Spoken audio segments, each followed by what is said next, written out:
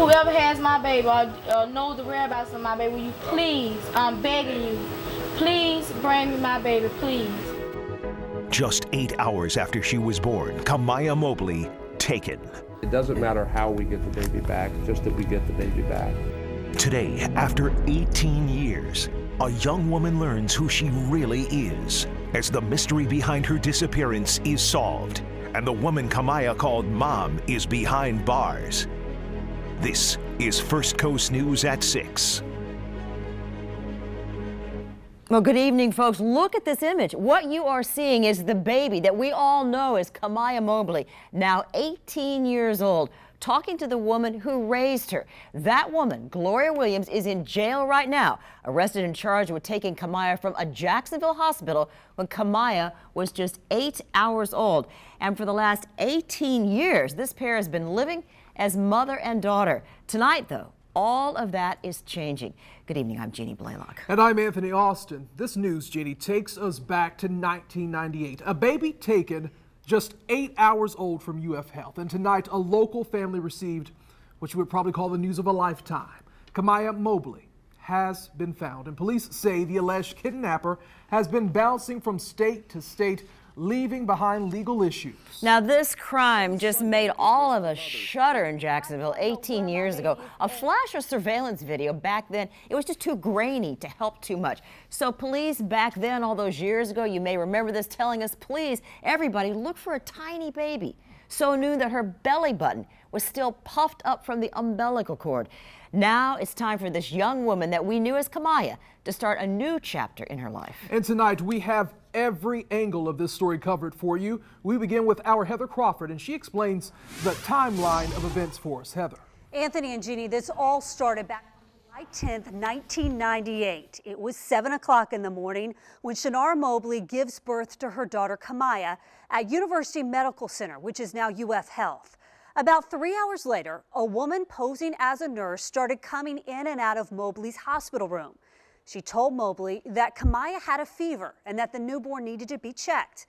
The woman then left the room and walked out of the hospital with newborn Kamaya.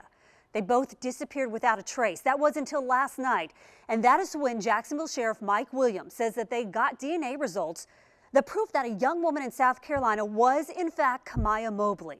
Today, the Jacksonville Sheriff's Office arrested this woman, 51-year-old Gloria Williams, in Walterboro, South Carolina. That's about 4 hours north of Jacksonville. There, she was denied bond at a hearing, and she could face life in prison if she's convicted. Investigators say Williams allegedly took Kamaya and raised her as her own daughter under a different name. Sheriff Williams told us today that Kamaya appears to be in good health, but added that a few months ago she began to have some questions about her actual identity. She's taking it as well as you could imagine, but again, we have victims advocates up there. She has a lot to process. She has a lot to think about, as you can imagine. I can't even begin to comprehend it. JSO tells us that counselors and other resources will be available to the 18-year-old, and you can really only imagine what this has been like for her, how confusing it must be. In fact, this afternoon, Kamaya was there in the courtroom with the woman who had raised her. Our Clark Foraker was at that hearing. I'll have more on that in just a minute. Jeannie? Well, Heather, as you can imagine, the family of Kamaya is excited to finally meet their loved one. They always held on to hope, they say. They sure did. And our Ken Amaro spoke with her biological father, who lives right here in Jacksonville, and he joins us now live. And Ken, I understand the family actually FaceTimed with Kamaya today. That's right. They did talk with her. They did talk with her via FaceTime and had their own impressions. In fact, they shared some of those impressions with me. I'm standing here in front of the hospital because this is where it all started nearly two decades ago. At that time, it was University Medical Center. Today, it's a completely different institution, of course. And time has a way of causing us to forget what happened. But for the family of Kamaya Mobley, they never lost hope. In fact, I spoke today with Velma Aiken. She is the biological grandmother. She cried after seeing her first grandchild for the very first time. She and 18-year-old Kamaya spoke via FaceTime. 66-year-old Aiken told me that she has prayed for this day so many times, and it was just the way she hoped it would be, that Kamaya would be found safe and in good health. The child's father, Craig Aiken, told me he's overwhelmed by the chain of events because for the past 18 years he's been worried and he's been confused. And for the entire family, it all ended in one day dramatically. Prayed last night, I said, Lord, let it be that they done found the baby in good health. Man, that's a cute girl. Oh my goodness, it's a blessing. I was listening to a pastor on the church Sunday telling us about how some miracles thing was gonna help, gonna come. And I said it then, I said, Lord, let it be my grandbaby. I had no idea what I was saying, but I thank God today. I thank God today. So Craig, what was it like when you talked with her via FaceTime? It was just, words can't explain it. I don't know what to say. I was happy, I was confused, I don't know, I still don't know how to take it right now. It's just unbelievable. It's unbelievable. Did you ever give up over 18 years? Never. Never gave up, no. Now, Aiken today thanks the sheriff's office for never giving up on the case. In his words, for bringing his daughter back home. The family plans a physical reunion. No word as to when and where. Back to you. Ken, thank you so much. So how about the alleged kidnapper? Well, the state attorney says 51-year-old Gloria Williams could be facing life in prison. This coming as a shock to a small town in South Carolina where Kamaya was raised. And our Clark Foraker, he is in that small South Carolina town of Walterboro. And Clark, I know that you were actually in the courtroom today. Tell us a little bit about that. Yeah, I was, Anthony, and here the mood is really different. People confused, shocked, not really sure what to make of all this because this young woman for the past 18 years has been going by a different name. People here don't even know the name Kamaya Mobley. And so people here are trying to really figure out what's going on, and certainly Kamaya Mobley is just heartbroken. I was in the courtroom today when her mother here, Gloria Williams, was going before a judge, and it was one of the saddest things I've ever witnessed. She cried the entire time, and at the end, the judge did give her an opportunity to go over to a grate and talk with her mother. And Kamaya told her mother that she loved her, that she was praying for her, and it's just, it's not even hard to see that these two are quite a pair and that they have just tremendous affection for one another. In this community, they both have impeccable reputations. Gloria Williams works for the Veterans Administration. She's well liked by her neighbors, very involved in her church. And Kamaya, now almost a high school graduate, is well liked by her neighbors and her peers. I'm told she was just a polite, stand-up woman. A neighbor I talked to said she's the kind of woman any mother would want their daughter to be, and that's why everyone here is just not sure what to make of all of this. I can't believe I can't believe what I was hearing, what I seen, because like I said, I never knew Gloria would do that to anybody, because of the type of person that she was, the kind of reputation that she had. I never knew that she would do anything like that. Next steps are that Gloria Williams will be extradited here from Walterboro back to Jacksonville, where she'll go before a judge there for that first bond hearing to see if she qualifies for bond in Jacksonville. Live in Walterboro, I'm Clark Foraker, First Coast News. Back to you. All right, Clark, thank you for that perspective. And for 18 years, Gloria Williams posed as Kamaya's mom, and we've done some digging into her past. So this is what we've found. In 3 different states, she's had legal issues, and we've found 2 different names for her. Our Jessica Clark joins us now to explain. Well, good evening. We've been using some court documents to track where the suspect in this case, whom JSO is calling Gloria Williams, was during the last 23 years. And court records show that Williams also went by the name Gloria Bolden, the name she was actually booked under when arrested in South Carolina early this morning.